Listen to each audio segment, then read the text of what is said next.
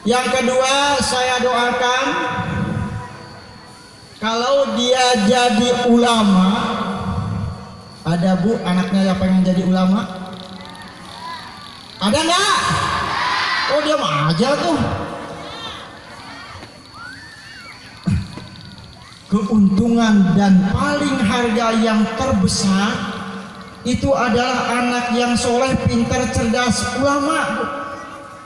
Insya Allah ulama nanti bisa akan menyapaatan kepada kita kalau kita terjerumus ke dalam neraka. Kalau kita punya anak soleh, kita didoakan. Bahkan nanti dicerita dalam kiamat itu banyak anak-anak yang disuruh masuk ke pintu surga tapi nggak mau karena dia tidak bersama orang tuanya. Jadi kita harus berhadap jadi orang yang soleh. Saya doakan jadi ulama yang amilin, yang rasihin, yang mukhlisin, yang istiqomah dan husnul khotimah. Saya sering kedatangan tamu. Setiap tamu datang saya sudah minta didoakan jadi orang soleh dan istiqomah dan husnul khotimah. Karena tidak setiap ulama itu husnul khotimah. Baca dalam sejarah ulama yang tidak husnul khotimah di antara Barsiso. Dia punya murid bisa terbang semua, Bu. Tapi dia matinya naudzubillah summa naudzubillah tidak membawa iman, husnul khotimah. Ada juga cerita dalam Quran surat Al-Luqman bahwa namanya dulu ada ulama Ba'uro. Dia punya anak Bal'am bin Ba'uro dan Luqmanul Hakim. Saya cerita, ini urus para ustadz, para ulama. Nah, Bal'am bin Ba'uro itu kakaknya Luqmanul Hakim yang tertera dalam Quran. Kenapa Bal'am pakai bin Luqman? Enggak, Bal'am bin Ba'uro menurut cerita itu matinya mati su'ul khotimah. Bahkan pada saat itu Bal'am bin Ba'uro punya santri tempat tintanya. Dulu kalau tinta kan dicetorkan ya, gitu.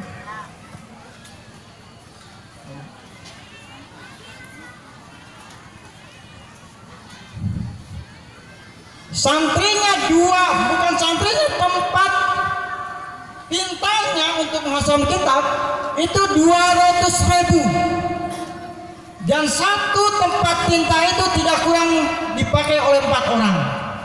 Bisa dibayangkan 4 kali 200, 800.000 santri itu. Dan dia bisa, selain bisa ahli ilmu syariat, juga dia ilmu hakikat, ilmu marifat. Sehingga dia kalau lihat ke langit bukan hanya lihat birunya langit, tapi dia lihat matanya bisa tembus lihat ke Sidratul Muntaha. Sehingga beliau itu bisa lihat orang yang akan mati besok. Karena makrifatnya dengan Allah, kepada Allah. Kalau dia lihat ke bawah, dia hanya tidak melihat pepohonan jukut dan sebagainya, tapi dia bisa tembus ke langit, ke bumi, sampai ke bumi 7. Dia bisa melihat orang yang mendapatkan nikmat atau orang yang mendapatkan siksa dalam kubur. Karena kehebatan beliau sebagai ulama ahli syariat dan ahli tarekat, ahli marifat. Dan dia kelebihannya punya istri cantik sekali pada waktu kata tadi. Sehingga tidak ada istri yang secantik istri Bal'am bin Ba'uro. Semua para petinggi pejabat pada waktu itu istrinya semua kalah dengan Bal'am bin Ba'uro. Cuma sayang kiai pada zaman itu tidak kiai sekaya sekarang. Kalau kiai sekarang kalau punya santri 800.000, wah saya yakin hidupnya mewah, pasti itu. Tapi dulu itu hidupnya sederhana diceritakan itu. sehingga istrinya yang cantik itu tidak bisa dibelikan permata emas oleh Kam'am bin Ba'uro, karena Kam'am bin Ba'uro bukan pengusaha cuma ngaji, urusnya ngaji. Pada suatu saat datanglah orang Yahudi ke istrinya, "Dek, orang mana? Saya kan istrinya Kiai Balan Bang. Ada itu cantik.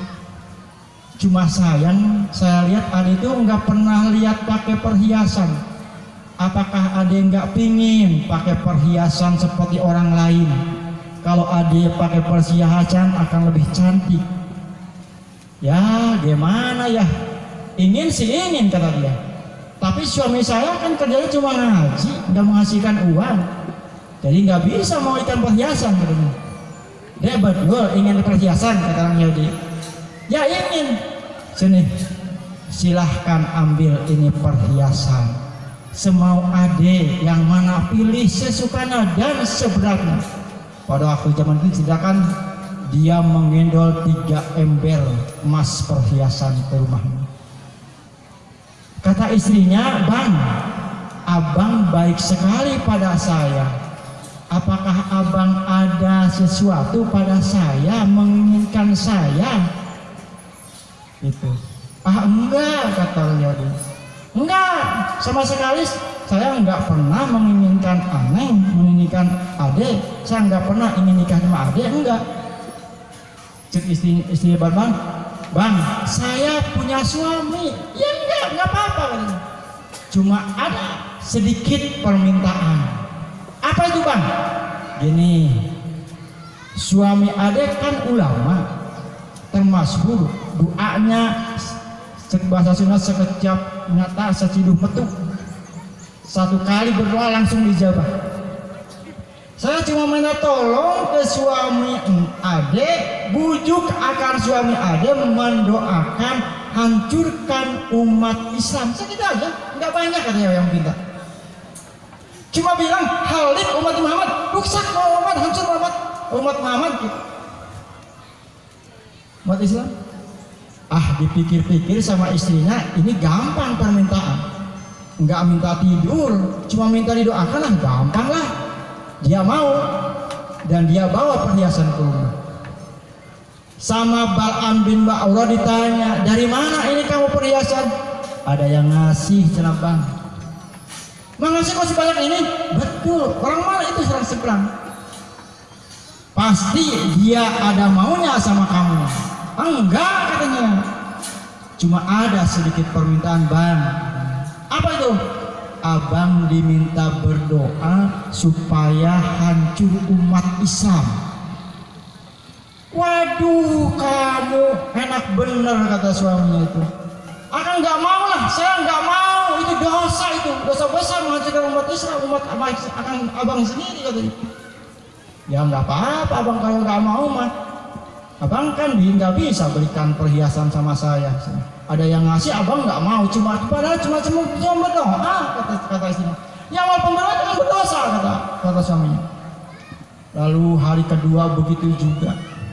Hari ketiga diputus oleh istrinya. "Bang, kalau abang nggak mau berdoa semacam itu, udahlah, saya minta cerai. Saya akan ganti suami banyak yang mau pada saya," katanya.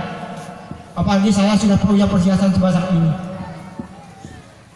Itu baru setan masuk ke Bal'am bin Allah, ke seorang ulama. Dia berpikir, kata Bal'am bin hatinya, kata setan dibujuk, "Kalau istri kamu cerai, kamu gak mungkin tuh dapat istri secantik dia, nggak ada lagi tandingannya." Akhirnya terbujuk oleh istrinya yang tidak soleh itu karena hartanya, karena perhiasan. Bal'am bin Ba'uro menuruti apa kata istrinya, mendoakan Allahumma halik kaumil muslimin. Seketika itu pada waktu perang hancurlah umat Islam, dan Allah tutup karomahnya itu Bal'am bin Ba'uro sampai diceritakan hatinya saja digantikan ku anjing kepada dengan anjing Ashabul Kahfi. Naudzubillah summa naudzubillah. Pak, para ulama, para kiai, para ustaz, kita sehebat Bal Siso, kita sehebat Bal Ambin, Bal Uro, yang punya santri banyak, yang punya bisa kelebihan melihat ke Sidratul Muntaha, menatap bumi ke dasar ketujuh, enggak kan? Tapi dia matinya su'ul khotimah. Kita tidak seperti Bal Siso, dia muridnya saja bisa terbang, apalagi dia. Tapi dia matinya juga mesti su'ul khotimah. Naudzubillah summa naudzubillah. Maka saya harapkan jaga hati kita masing-masing, terutama niat, dan mohon doa kepada Allah Subhanahu wa taala, jadi ulama yang istiqomah dan husnul khotimah. Jangan jadi ulama bunglon. Ada yang ngasih duit merah, maaf ya, bukan orang sini, bukan. Ada yang ngasih duitnya kuning, ngajak kuning. Nah, kalau saya boleh himbau ulama dan kiai ini, mari kita berdoa di tahun politik ini kepada Allah, ajak masyarakat berdoa kepada Allah. Mudah-mudahan Allah memberikan pemimpin kepada kita itu betul-betul yang adil, yang amanah, yang membawa keberkahan kehidupan kita dunia sampai. Jangan kita merasa benar, apalagi kalau sudah mengharamkan. Jangan pilih dia haram, nggak boleh itu. Ya. Biarkan kita ajak masyarakat, silahkan ibu dan bapak pilih sesuai hati nurani masing-masing, karena suara hati ibu adalah suara Tuhan ibu. Ya. Tapi tadi dasarnya itu jangan memilih yang ambiasi menjadi pemimpin. Ulama itu